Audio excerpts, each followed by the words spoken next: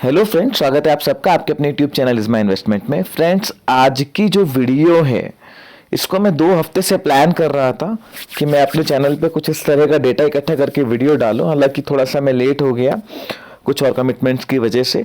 Friends, ये video जो है ये मैंने अपने पर्सनल जो मेरा स्टॉक मार्केट का 13-14 साल का एक्सपीरियंस है और पिछले हाल फिलहाल टाइम के समय में 2 साल में मार्केट में जो तेजी आई है और उस तेजी में जिस तरह से नए इन्वेस्टर्स मार्केट में एंटर हुए हैं और काफ़ी सारे लोगों से मैं मिलता रहता हूं, इन्वेस्टर्स से। बहुत अच्छा पोर्टफोलियो भी काफ़ी लोगों ने बनाया है, पर मार्केट का एक लंबा एक्सपीरियंस उनके पास नहीं है। और यहाँ पर फ्रेंड्स हम कुछ डेटा आपके साथ शेयर करने वाले हैं। पहले तो आज की जो वीडियो है इसको स्किप करके मत देखना। इस वीडियो को आप बिल्कुल पूरी वीडियो देखिए, तभी आपको समझ में आएगा। ये वीडियो स्पेशली उन इन्वेस्टर्स के लिए है जो पिछले 2 साल में मार्केट में आए हैं। तो फ्रेंड्स, रिटेल इन्वेस्टर्स जो नए हैं मार्केट में, उन्हें क्यों तगड़ा झटका लग सकता है। काफ़ी डेटा जो है मैंने आपके लिए आज के इस वीडियो में इकट्ठा किया है। आप उस डेटा को देखिए, समझिए ना। ये वीडियो सिर्फ आपको अलर्ट कर रही है, बल्कि लॉन्ग टर्म वेल्थ क्रिएशन में भी आपके बड़ा यूज आने वाली है। आज आप काफ़ी कुछ जो है सीखने वाले हैं जो मैंने अपने एक्सपीरियंस से सीखा है। फ्रेंड्स, अगर आप इज माई इन्वेस्टमेंट पर नए हैं तो चैनल को सब्सक्राइब करना ना भूलें। फ्रेंड्स, दिसंबर 2020 तक इंडिया में 2022 तक 10.40 करोड़ डीमेट अकाउंट है। 60% इन्वेस्टर स्टॉक मार्केट में 2020 के बाद एंट्री किया है।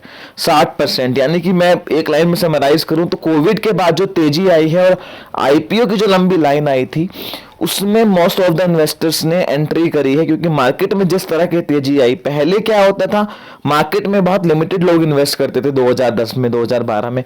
अब सोशल मीडिया है, बड़े बड़े डिस्काउंट ब्रोकरेज आ गए हैं, डीमेट अकाउंट खोलना बहुत आसान है, अवेयरनेस बढ़ रही है, डेटा बहुत इजीली अवेलेबल है। तो मार्केट भी एक जो है बड़ा जो है इन्वेस्टर्स के लिए एक जो है बड़ा हब बन गया है और यहाँ पर भी लोग अपना पैसा लगा रहे हैं।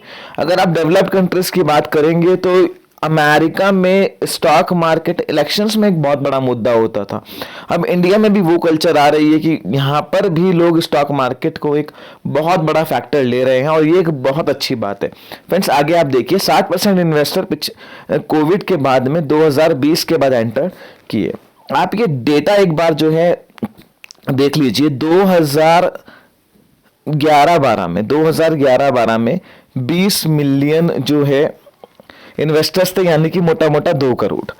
उसके बाद आप देखिए किस तरह से आज ये 21-22 फाइनेंशियल ईयर का डेटा है। FY 22 में हमारे पास 9 करोड़ के आसपास डीमेट अकाउंट होल्डर हैं और जस्ट 4 साल पहले उसके जो है 31 मिलियन के आसपास 3 करोड़। यानी कि आप समझिए कि 3 गुना जो है ये पिछले 4 साल में बढ़ गया है। आपको लग रहा होगा इसको देख के कि हम किसी CDSL जैसे शेयर्स का रिव्यू करने वाले हैं। ये रिव्यू किसी शेयर का नहीं है, ये आज हम स्टॉक मार्केट का आपको बता रहे हैं कि रिटेल इन्वेस्टर्स किस तरह से बढ़े हैं और उनका माइंडसेट किस तरीके से काम कर रहा है। कोविड आउटब्रेक से जस्ट पहले 40 मिलियन 4 करोड़ के आसपास थे, जो आज बढ़ के 9 करोड़ मार्च 2022 फाइनेंशियल ईयर तक थे, आज 11 करोड़ के आसपास से 3 गुना से ज्यादा ये डेटा बढ़ चुका है। फ्रेंड्स, ये डेटा मैं आपको इसलिए दिखा रहा हूं कि मार्केट 2020 के बाद जो कोविड आउटब्रेक आया था वहां पर जो निफ्टी ने लो बनाया है, वहां से मार्केट में वन वे रैली आई है और रिटेल इन्वेस्टर्स जो पिछले 2.5 साल में मार्केट में आए उनको मार्केट एक बहुत इजी मनी बनाने का जो है टूल लगने लगा है कि यहां पर इन्वेस्ट करेंगे तो पैसा बन जाएगा। मार्केट का पैटर्न भी कुछ ऐसा रहा है कि करेक्शंस 2022 में कोई बहुत मोटा पैसा नहीं बनेगा। इंडाइसिस लेवल पे मैं देखूं तो कोई बहुत ज्यादा बढ़त नहीं आई है, बट फिर भी हर करेक्शन में मार्केट में एक बड़ी तेजी देखने को मिली है। यानी कि जितनी तेजी से करेक्शन हुआ है उतनी ही तेजी से रिकवरी भी हुई है। तो यहाँ पर इन्वेस्टर्स का माइंडसेट भी ये हो गया है कि हम अगर करेक्शन आती भी है तो उसको खरीद लें, बहुत शॉर्ट टर्म में हमारा पैसा बन जाएगा। समहाउ करेक्शन में अच्छा स्टॉक खरीदना एक बेस्ट स्ट्रेटेजी मानी जाती है। बट जो मैं आपको इस वीडियो में आज समझाना चाह रहा हूँ वो ये है कि जो 2020 के बाद से जो मार्केट में जो तेजी आई है उस तरह की तेजी परमानेंट नहीं रहती है। मेरे पास कमेंट सेक्शन में मैं इन्वेस्टर्स से मिलता हूं, उनका कहना है कि हमने अपना सारा पैसा मार्केट में लगा दिया, इवन हम एवरेजिंग करके भी जो है ओवर हो चुके हैं, हमारे पास अब और पैसा नहीं है इन्वेस्ट करने के लिए, और अभी भी हमारा स्टॉक अपने हाई से जहां हमने खरीदा है 30-40% करेक्ट हो चुका है। फ्रेंड्स, आपको मार्केट का पैटर्न समझना पड़ेगा। 2-2.5 साल में जिस तरह की तेजी आई है, 2020 के मिड के बाद में जब कोविड आउटब्रेक की तेजी के बाद में तेजी बननी शुरू हुई थी अगस्त 2020 से, वहां जो तेजी वो बनी है वो हमेशा उस तरह का पैटर्न नहीं रहेगा। मार्केट डीप कंसोलिडेशन में भी जाएगा, जहां पर अगर आप इस तरह की स्ट्रेटजी के साथ चलेंगे कि हमने पूरा पैसा लगा लिया, तो आप सिर्फ उस लेवल तक ही रुकेंगे जब तक आपका लेवल नहीं आ जाता। आपका लेवल आएगा, आप बेच के निकल जाओगे, फिर आप 2025-26 में देखोगे वो शेयर वहां से 4-5 गुना हो गया है। फ्रेंड्स, मैंने आपके सामने एक स्मॉल कैप इंडाइसेस का चार्ट जो है मैं लेके आया हूं। ये प्लीज आप बहुत ध्यान से देखिए। Small cap index border market का एक अच्छा व्यू आपको देता है। आप देखिए कि 2004 से लेके 8 तक किस तरह की तेजी मार्केट में आई थी। 2008 की करेक्शन आई, बहुत ध्यान से समझना इस बात को। उसके बाद फिर से स्पर्ट देखने को मिला। तो जिन्होंने इस तेजी में खरीदा होगा, अगर आप इंडाइसेस लेवल पे देखोगे तो 2-3 साल में उनका टेक्निकली कोई पैसा नहीं बना अनलेस एंड अनटिल उन्होंने यहाँ पर कोई बड़ी एवरेजिंग करी हो। उसके बाद आप देखिए 2008 के तेजी मंदी के बाद में जो तेजी आई थी उसमें एक बड़ा मार्केट में स्पर्ट आया। उसके बाद मार्केट एक बड़े कंसोलिडेशन में गया। उसके बाद जब गवर्नमेंट चेंज हुई 2014 में, फिर मार्केट में एक तेजी आई, और उसके बाद 2-3 साल फिर कंसोलिडेशन में गया। उसके बाद मार्केट में तेजी आई, कोविड आउटब्रेक आया, वहां से तेजी आई, और मार्केट एक फिर कंसोलिडेशन की तरफ यहां पर जा रहा है। फ्रेंड्स, ये डेटा मैं आपको इसलिए दिखा रहा हूं, आप इस बात को समझिए। अगर आप हिस्टोरिकली मार्केट में नए हैं और थोड़ा आपने डीप डेटा नहीं देखा है 8-10 साल का, 15 साल का, तो मार्केट में इस तरह के बुल रन हर 5 साल में एक बार अच्छा बुल रन आता है। 2017-18 में मार्केट में एक बड़ी तेजी आई थी, बड़ी तेजी 2017-18 में आई थी, और उसके बाद काफी स्टॉक्स ऐसे होंगे जो उस टाइम जो हाई बनाया है वो शायद या तो अब तक वो हाई ब्रेक, इस बार की तेजी में वो हाई अब ब्रेक किया होगा, या वो जो है वो हाई उन्होंने ब्रेक नहीं किया होगा। तो आप किसी यूफोरिया में ट्रैप ना हो कि स्टॉक बढ़े जा रहा है, बढ़े जा रहा है, बढ़े जा रहा है, और आप उसको खरीदे जा रहे हैं। कुछ लोग कमेंट सेक्शन में मेरे को ऐसे नंबर्स बताते हैं, मुझे सोच के भी हैरानी होती है। 3,000, 4,000, 5,000 शेयर, जिसका टिकट साइज भी ठीक ठाक है, 200 रुपए का शेयर है, उन्होंने खरीद रखा है। फ्रेंड्स, अगर आप ट्रेडर हैं, स्टॉप लॉस लगा के काम कर रहे हैं, चाहे आप 1 लाख क्वांटिटी खरीद लीजिए, आपने अपना रिस्क अपने समझ के हिसाब से लिया हुआ है, स्टॉप लॉस लगाया हुआ है कि बढ़ गया, तो अगर आपका टारगेट अचीव होता है तो आपको प्रॉफिट होगा। जितना लॉस आपने बुक करना है उतना आपने स्टॉप लॉस लगाया हुआ है। मैं ट्रेडर की नहीं, मैं उन इन्वेस्टर्स की बात कर रहा हूं जो क्विक मनी बनाने के चक्कर में एक बड़ा चंक उठा रहे हैं इस एंटिसिपेशन में कि दोबारा एक तेजी आएगी और हम पैसा कमा लेंगे, और जब वो मार्केट में गिरावट आती है तो वो लॉन्ग टर्म इन्वेस्टर बन गए हैं। तो आपका पैसा तो यहां फंस ही गया है, आप एवरेजिंग भी नहीं कर पाओगे जब मार्केट नीचे जाएगी। मोटा मोटा आप ये समझ लीजिए कि मार्केट में जो कंसोलिडेशन है, जिस तरह से बुल रन 2 साल चला है, उस तरह से जो अगर मार्केट में कंसोलिडेशन या बियर फेज आता है वो भी काफी लंबा चलता है, और वहां पर जनरली स्टॉक बहुत अच्छी न्यूज पे भी रिएक्ट नहीं करते। बुल रन में खराब से खराब न्यूज पे स्टॉक कम गिरेगा और छोटी से छोटी अच्छी न्यूज पे बहुत तेजी से बढ़ेगा।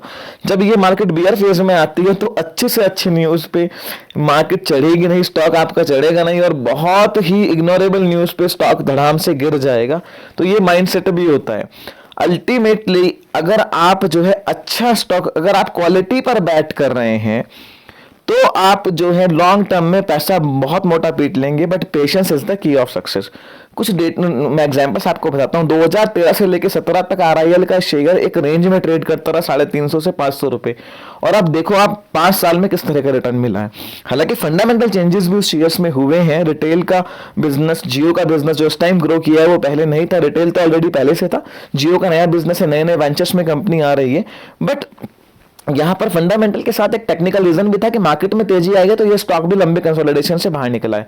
सीडीएसएल का शेयर आईपीओ आया था 2017 के आसपास में, मुझे अच्छे से याद है 150 रुपए पे आईपीओ आया, 300 रुपए पे गया, 550 पौने 600 तक वो शेयर गया। उसके बाद वो स्टॉक 300 250 रुपए की रेंज में घूमता रहा, तब उसको कोई खरीदने वाला नहीं था। आज वो 1000 1200 1500 रुपए में सब उसके पीछे भाग रहे थे। अब करेक्ट हो रहा है तो अब भी उसकी तरफ लोग नहीं देख रहे हैं, जबकि क्वालिटी में स्टॉक की कोई कमी नहीं है।